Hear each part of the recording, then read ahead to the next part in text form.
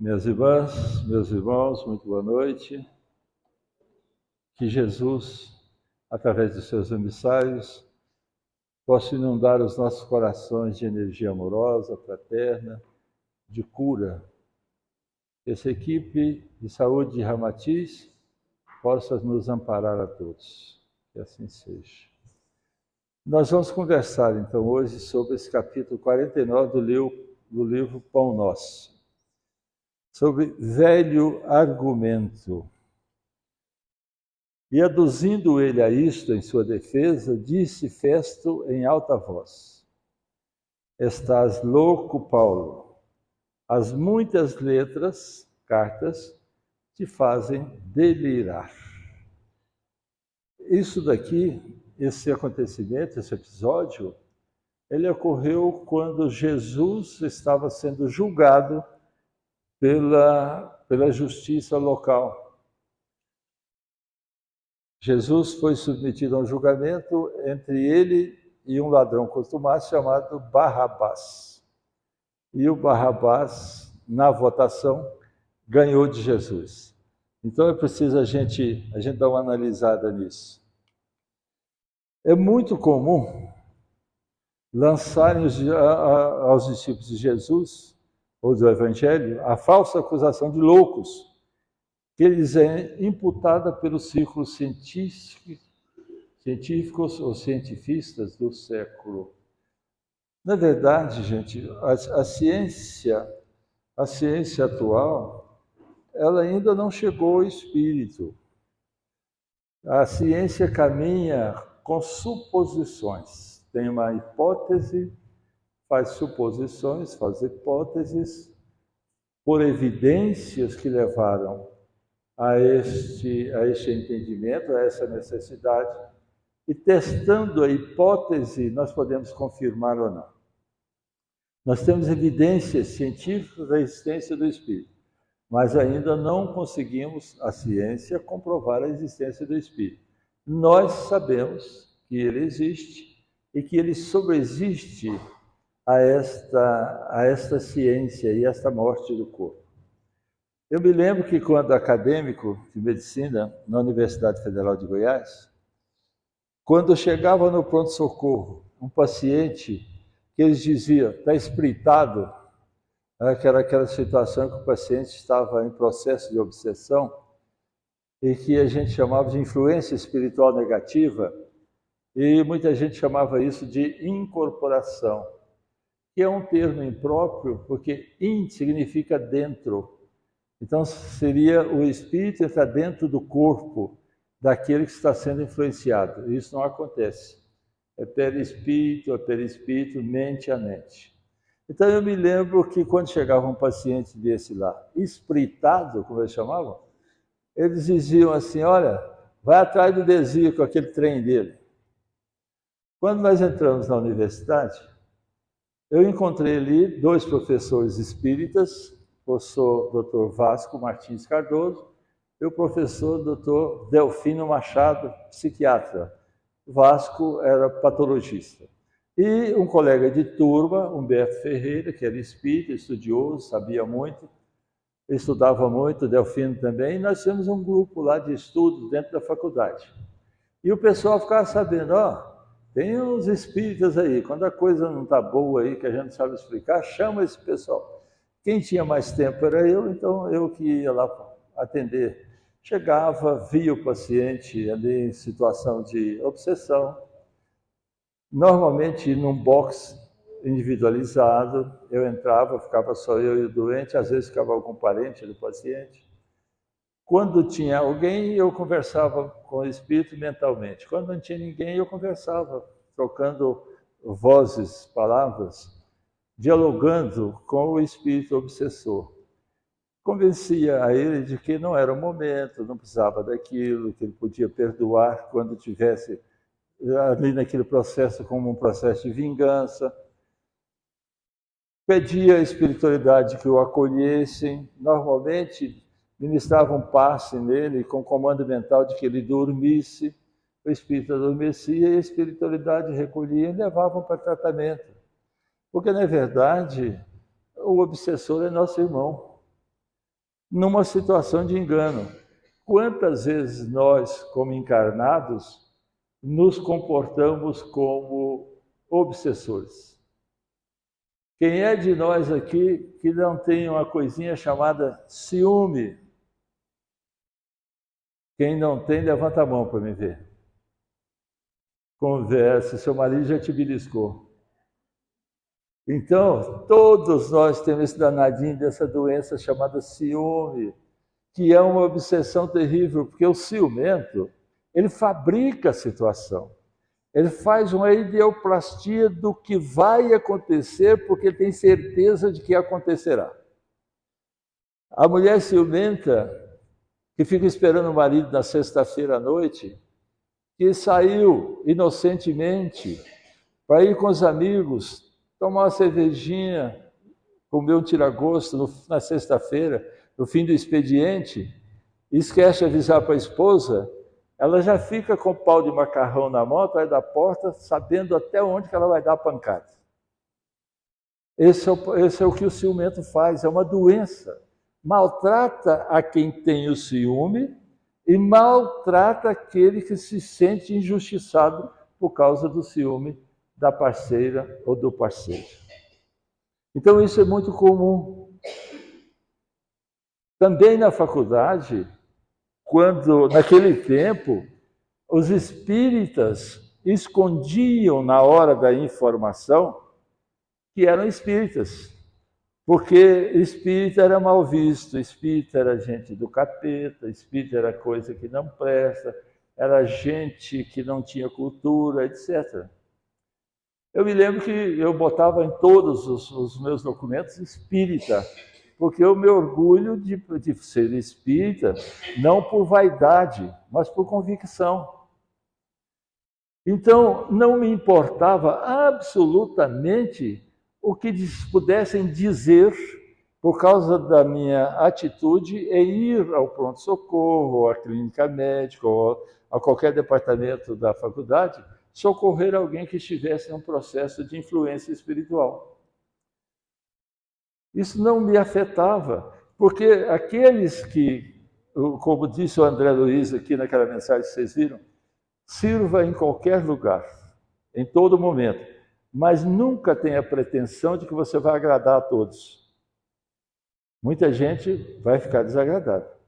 Nós tínhamos uma visita nas enfermarias, lá na clínica médica, de um pastor, de um padre, e os espíritas ficavam medrosos, receosos de irem.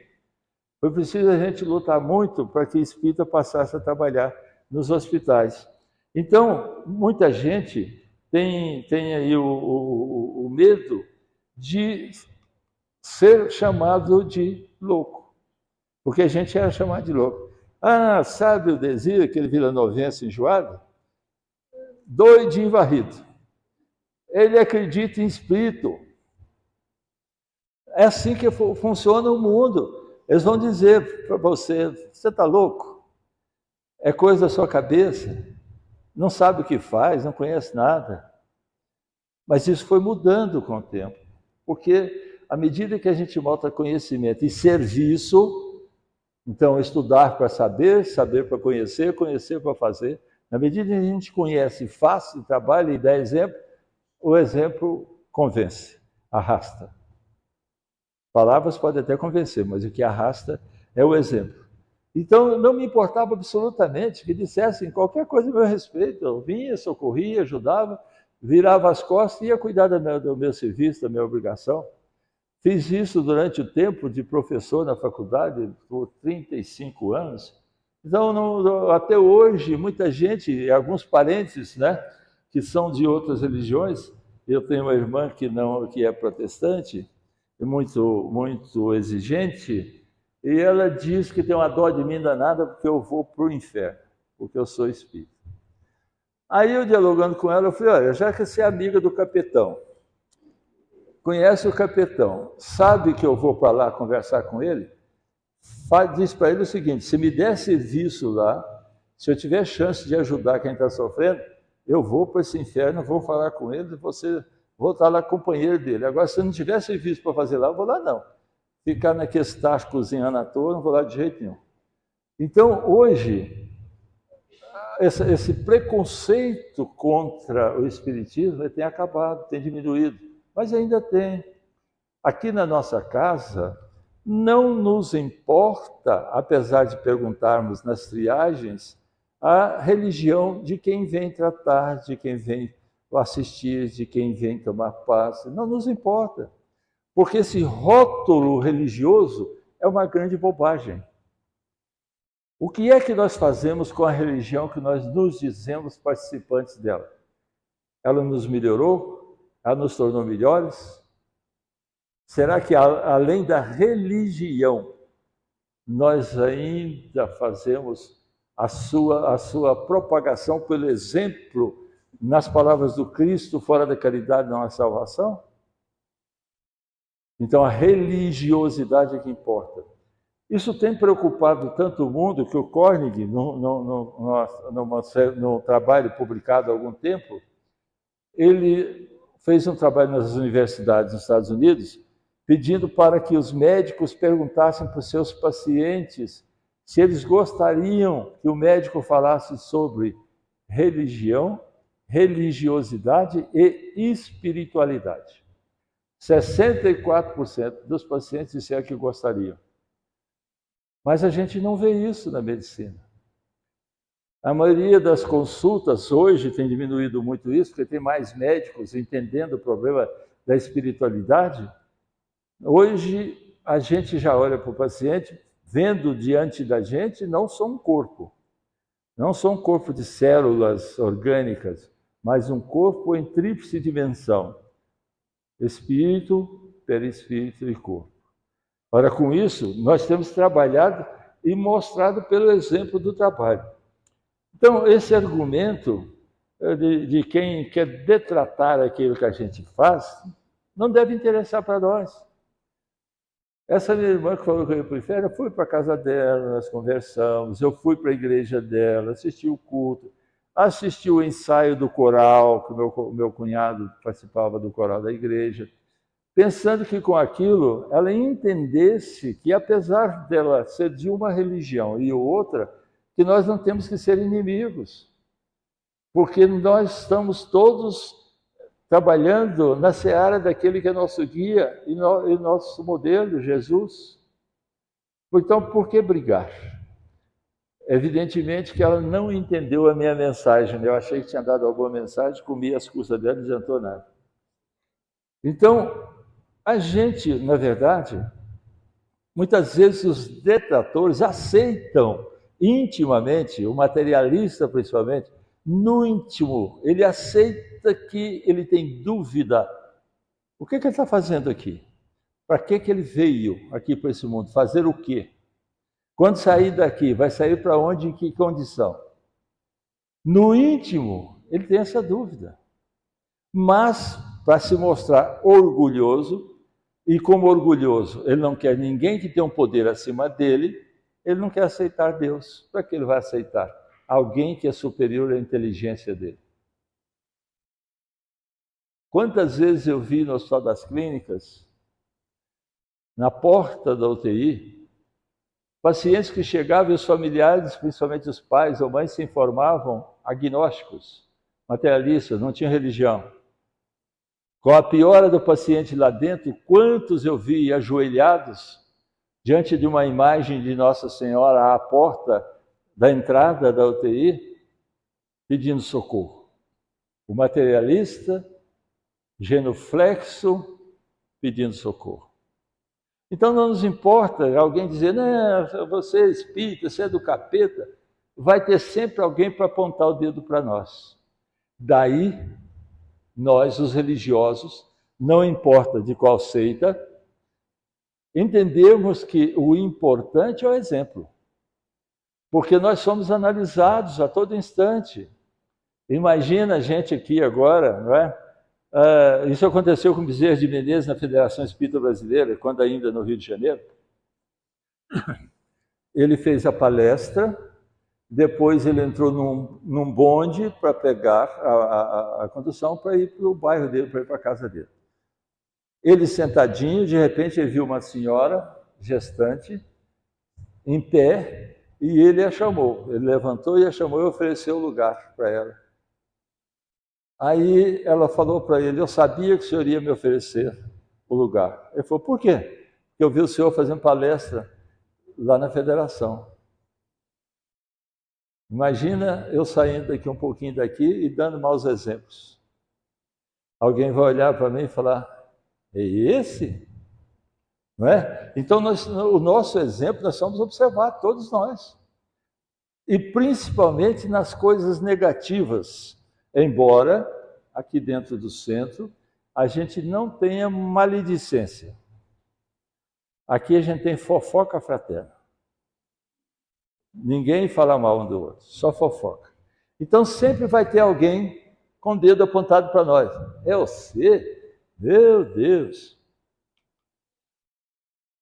Então o Allan Kardec dizia o seguinte, é comum encontrarmos aqui e ali ferrenhos opositores dos postulados espíritas, embebidos de um forte sentimento de repulsa, lançam mão de diversos argumentos e para afirmarem que o espiritismo é coisa do demônio para pessoas leigas de gentes bitoladas. De modo agressivo, tento dissuadir-nos da crença na reencarnação, na mediunidade, na multiplicidade de mundos habitados. Isso vem, então, desde que o mundo é mundo. Então, desde que o Kardec codificou a doutrina, ele encontrou muitos detratores, muitos negadores, que vêm com argumentação muito grande de que isso não existe, que isso é imaginação. Então o Kardec, ele recebia esse questionador, esse opositor, esse detrator do Espiritismo, e no questionador o propósito único de depreciar a imagem da doutrina, argumentava, ponderando que nenhum interesse tinha ele, Kardec, em submeter-se aos seus caprichos, pois o objetivo do Espiritismo não é criar prosélitos seguidores, mas sim o de levar aqueles de crença sincera a buscarem o melhor para si próprios. Eu não sei se vocês assistiram o programa Pinga Fogo, e tem aí algumas reportagens sobre o programa Pinga Fogo, está na internet também.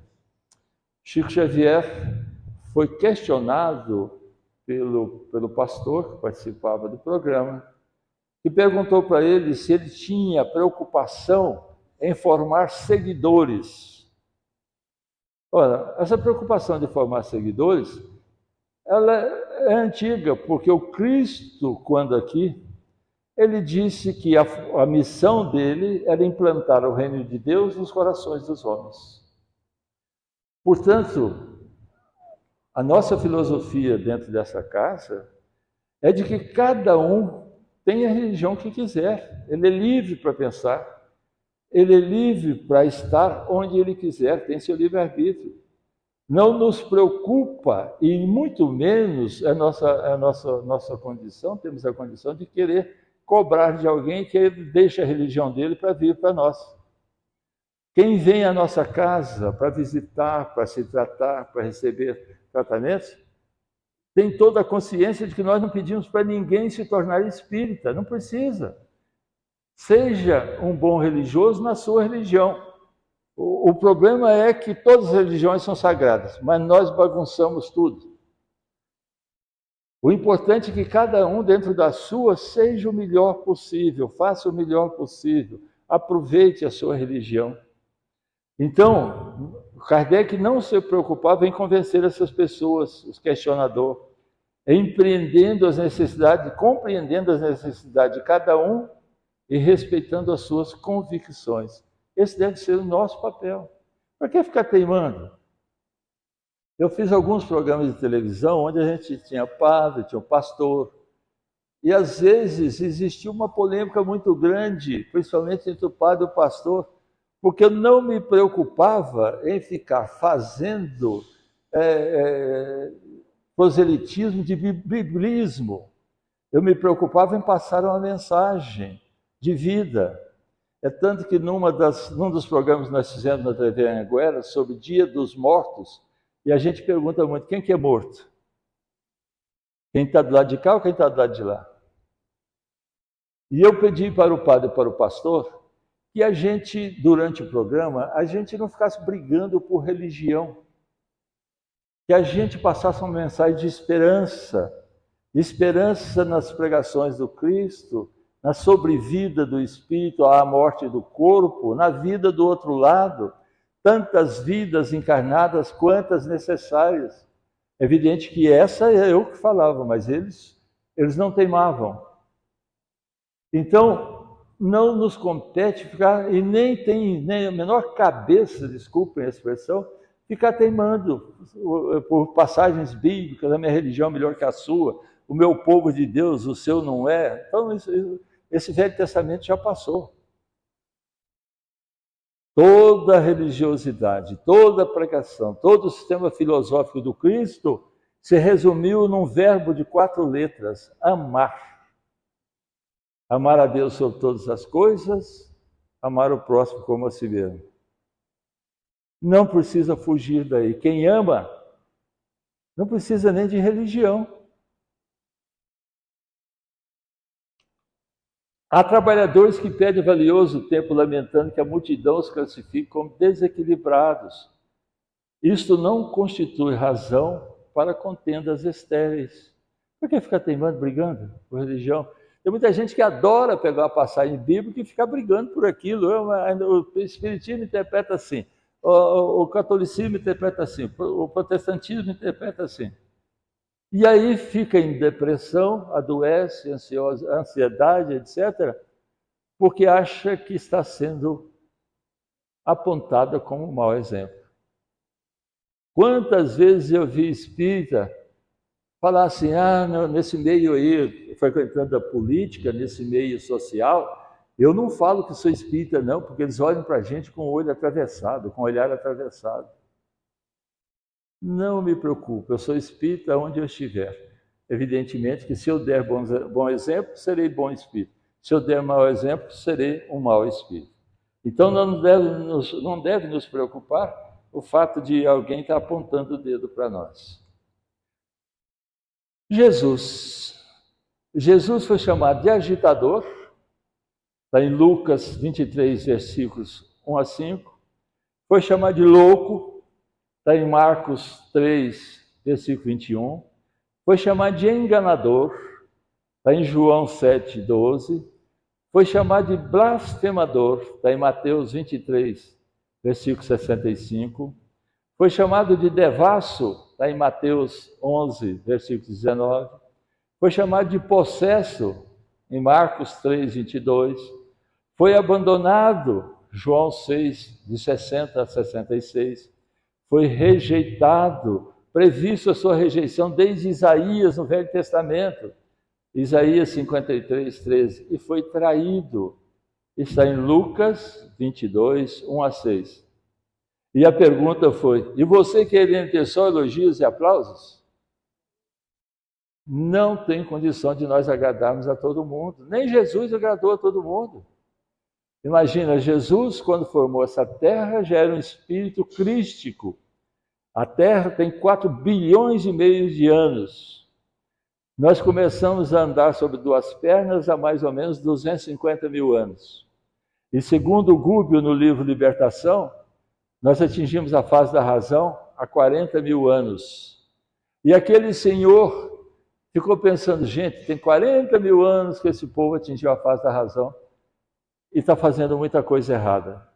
Ele veio e encarnou entre nós. Esse era Jesus e é Jesus. Então Jesus foi levado para ser julgado, porque Judas, que tinha tendências políticas e aspirações políticas, ele achava, se colocasse Jesus para ser julgado pelo povo, diante de Barrabás, o ladrão contumaz, que Jesus ganharia a parada, Jesus então sairia diante das autoridades como uma autoridade maior, porque até então os judeus o consideravam menor, porque o que os judeus queriam era um líder guerreiro, armado, com um exército grande, para libertar aquela região do jugo romano. E o Judas achava que se Jesus fosse eleito governador, ou nomeado governador, ele seria o primeiro-ministro, portanto ele poderia lidar com muito dinheiro. Ele gostava de um dinheirinho também. Então, esse sinédrio tinha aqui o pessoal em volta, tinha aqui o acusado, aqui os oficiais, e nesse sinédrio, que era a autoridade, que era a reunião de 20 a 23 juízes, que a lei judaica ordenava que existisse em todas as cidades, mas existia uma central, o grande sinédrio, ou o STF da época, né? Então, um grande sinédrio. Esses juízes, o que eles falavam, a coisa tinha que acontecer, porque eles que mandavam. O juiz, então, julgando Jesus, o condenaram. E o levaram para quem? Para Pôncio Pilatos. E sentado aqui no seu trono, de prefeito da cidade, dessa Judéia, Pilatos ouviu os relatos das acusações e o Paulo de Tarso resolveu, diante da Assembleia, fazer uma defesa de Jesus. E o juiz, aquele que mandava, aquele que decidia, que era esse prefeito da província romana, que era Pôncio Pilatos, que governou ali de 26 a 36, foi o juiz que condenou Jesus. Ele não encontrou nenhuma acusação, mas ele não podia fugir do veredito do povo. E ele pergunta para Jesus, ele queria achar alguma coisa em Jesus, ele precisava achar alguma coisa em Jesus para ele poder condenar Jesus sem remorso. E ele perguntou para Jesus, sois rei? E Jesus falou, eu não sou rei daqui, porque se eu fosse rei daqui, eu teria um exército para me defender. Eu não sou rei da terra, meu reino não é desse mundo. E o Pilatos afirma de novo, vós sois rei. Ele disse, você o afirma. Portanto, Jesus, o reino dele, não era desse mundo. O que ele veio foi implantar o reino de Deus nos corações dos homens. Então, o Paulo, fazendo a defesa, ele foi tão eloquente que ele sensibilizou toda a Assembleia, todos os ouvintes. E existia ali um juiz, que já era inimigo do Paulo, mas que o conhecia profundamente. Ele disse, olha, eu preciso condenar esse cara, mas como é que eu vou condenar esse danado? Eu conheço pessoalmente, sei da qualidade dele, isso aí, mas o povo deliberou que Jesus precisa ser condenado, como é que eu não vou mandar prender o Paulo de novo, que está defendendo esse Jesus? E mandou prender o Paulo de novo. Antes, porém, ele se raciocinou, como é que eu vou fazer para ter argumentos sólidos, bases sólidas, para eu condenar Paulo? Como acusar, no entanto, o grande convertido de Damasco, se ele, Festo, lhe conhecia o caráter íntegro, a sincera humildade, a paciência sublime e o ardoroso espírito de sacrifício? Aí ele arranjou um motivo. Pô, Paulo, quando você vai para a prisão, você escreve carta demais. São as cartas de Paulo. E quando você escreve essas letras, essas cartas, isso desorienta você ficou doido. Daí Jesus tendo dito, seguindo o ensinamento de Jesus, para a gente não chamar ninguém de louco, de raca. O maior insulto que um judeu podia fazer para o outro era olhar para ele, cuspir no chão e falar raca. Vocês se lembram quando nós éramos meninos que a gente fazia uma linha? E falava, se você for homem, passa para o lado de cá, lembra disso? Você cuspia do outro lado e chamava o inimigo. Vem para cá para você ver o que é bom. Esse raca é mais ou menos aquele adjetivo que a gente chama a mãe dos outros, quando a gente quer fazer um adjetivo bem pejorativo. Então, esse Festo, ele condenou a Paulo de novo, mandou prendê-lo, porque assim ele parava de defender Jesus ali na Assembleia. O Paulo era um fazedor de tendas. O Saulo, se enamorou da irmã de Gesiel, que depois, por batismo de Pedro na casa do caminho, se transformou em Estevão, se apaixonou por Abigail. E esse amor dele foi muito grande, Mas ela tinha um defeito muito maior ainda, porque ela foi convertida ao cristianismo pelo Ananias, que morava na cidade de Damasco. Saulo convida Abigail para assistir à morte de um seguidor cristão, que foi apedrejado, ferido, até morrer. Só que ela assistindo reconheceu o próprio irmão, que já era Estevão. E ela vai conversar com Estevão nos refletores ali do Espírito deixar o corpo, e o Espírito diz para ela, perdoa-o. Mas ela ficou tão sentida com aquele acontecimento que ela terminou o noivado. Aí é que o Saulo ficou doido, né? Apaixonado, mulher desprezando.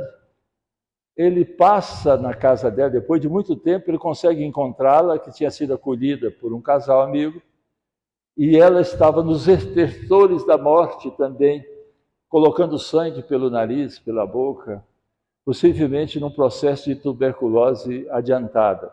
Na Bíblia e no Evangelho não tem esse diagnóstico não, tá? Esse diagnóstico é meu. Eu tinha hemoptise, sangramento, etc. Tuberculose, isso é muito comum. Ele se revolta e falou, agora eu vou dar um cacete naquele Ananias. Porque ela, mesmo no momento da morte, pedia para ele, vem para nós, vem para o cristianismo, vem conhecer o Cristo, vem conhecer a sua filosofia. No caminho para Damasco, onde ele ia dar um castigo na Ananias, aparece-lhe Jesus. E ele, então, vendo Jesus, ele que era um judeu praticante, preocupado com a observância da lei, ele que era protegido pelo Gamaliel, que era um participante do Sinédrio, ele fala, não, agora, pegou as cartas lá da autoridade e falou, agora é que eu vou pegar cristão no porrete meu. E foi lá para poder pegar o Ananias primeiro. Na estrada de Damasco, surge para quem? Para ele? Jesus.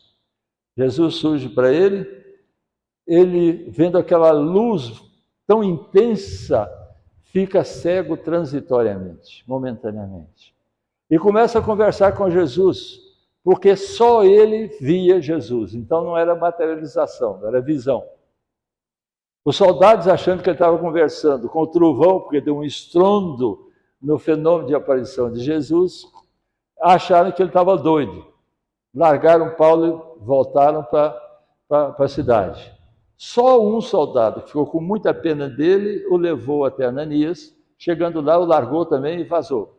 Ananias, então, acolhe Paulo a pedido de Jesus, batiza-o, dá-lhe um passe e cura a cegueira, mostra para ele evangelhos de Mateus, que Ananias tinha muito judiadinho o evangelho dele. Aprende com Ezequiel, a pedido de Ananias, a fazer tendas, a fazer sandálias, para poder sobreviver, porque a partir de então ele não era mais protegido pelo governo romano, ele precisava ganhar a vida por ele mesmo.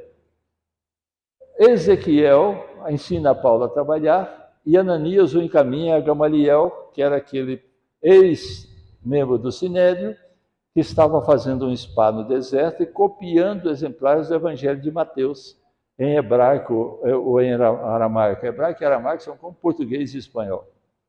Paulo, então, pega vários exemplares, traduz para o grego e sai pelo mundo. Aqui, ele vendo Jesus, ele não aguentou encarar Jesus.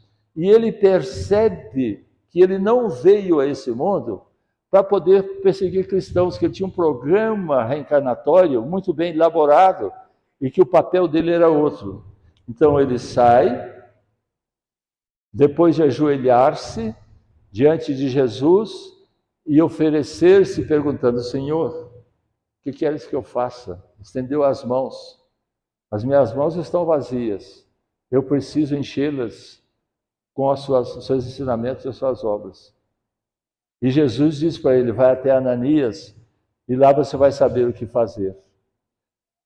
Esse é um exemplo de todos nós, ou para todos nós, porque o Paulo, no início conhecido como Saulo, ele foi um dos mais influentes escritores, teólogos e pregadores do cristianismo, cujas obras compõem parte significativa do Novo Testamento.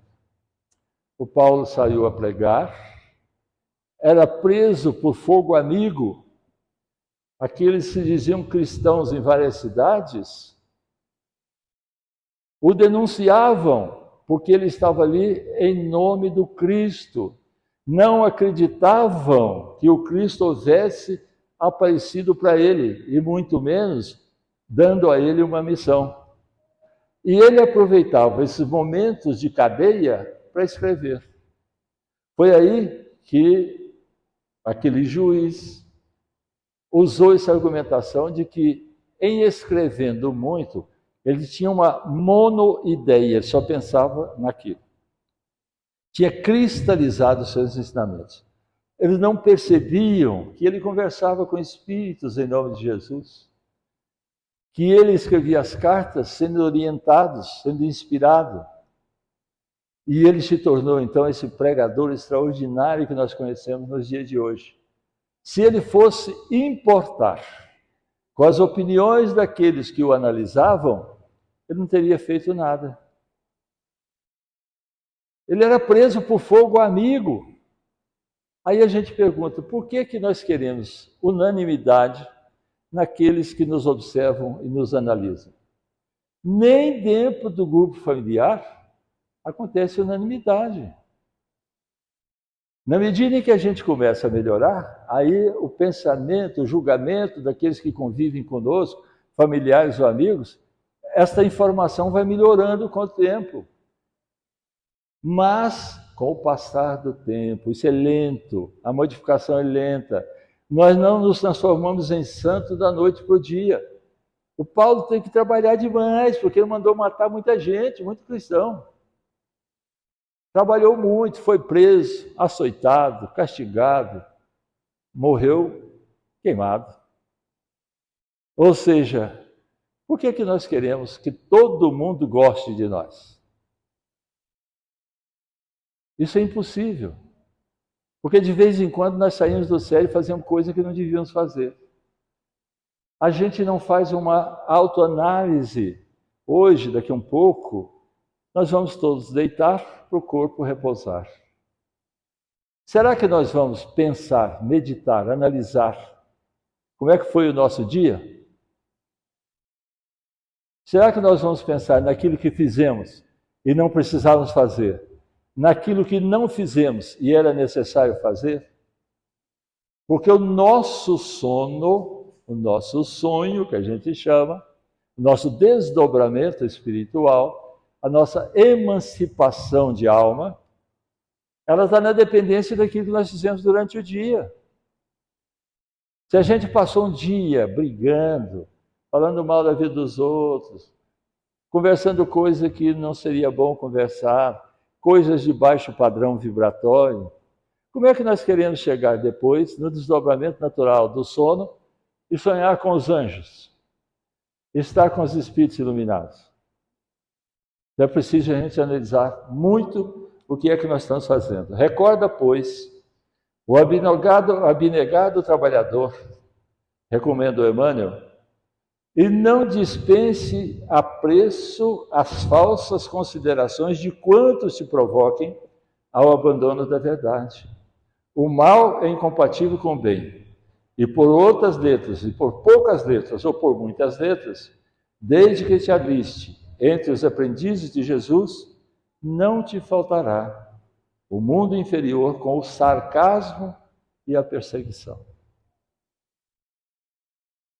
É preciso a gente pensar nisso. Nós temos amigos e inimigos de vidas passadas. Na medida em que nós tentamos nos modificar, aqueles que gostam de nós aplaudem, mas aqueles que não gostam ficam contrariados. Podem ser encarnados ou desencarnados.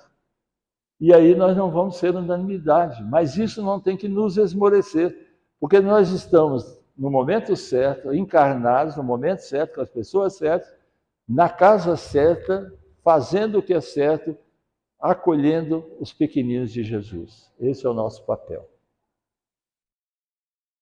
Então vamos nos preparar comodamente. Vamos fazer primeiro um desdobramento, para depois fazermos os passes. Vamos colocar Jesus na nossa tela mental e pedir para ele nos acompanhar em um tratamento que nós vamos fazer no mundo espiritual. Aqui, em cima da nossa casa, tem um hospital. E nós vamos pedir à espiritualidade que nos leve lá para a gente dar passe também nos pacientes ali internados, desencarnados. Então nós vamos sair ordeiramente, em fila, nos vendo fora do corpo, vamos até subindo a escada, chegar no hospital, nos colocarmos à disposição e, em nome de Jesus, nós vamos atender aqueles espíritos normalmente recém-desencarnados. Com a nossa oração, a oração que nós elevamos ao Pai, ao Criador, em benefício daqueles que estão ali, estão em sofrimento. Depois desse atendimento, nós vamos voltar aqui, ordeiramente, sentarmos sobre os nossos corpos, nos acoplarmos. Vamos botar na nossa tela mental Jesus, pedindo a Ele, Senhor, eu quero dizer para você da minha dificuldade. E cada um diz a Ele a sua dificuldade. Por que está aqui? Qual a sua esperança? Qual a motivação? Tenhamos certeza que Jesus vai nos compreender e nos atender. Vamos aos passos. Vamos agora agradecer, vamos elevar de novo os nossos pensamentos até Jesus, pedindo em nome dele a magnetização das águas que estão ali na porta de saída. Cada um ao pegar seu copinho, pare um instante, faça sua prece para que a magnetização seja pessoal, seja personalizada.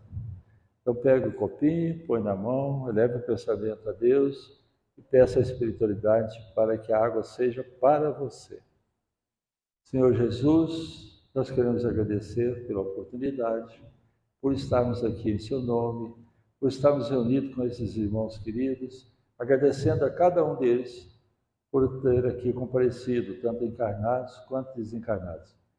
E que no descanso dos nossos corpos, Senhor Jesus, que nós peçamos a espiritualidade amiga que nos abençoe, nos convidando para estudo, para trabalho, o que for necessário, desde que seja em seu nome, porque você está nos nossos corações, hoje e sempre. Que assim seja. Graças a Deus. Obrigado, meus irmãos e minhas irmãs.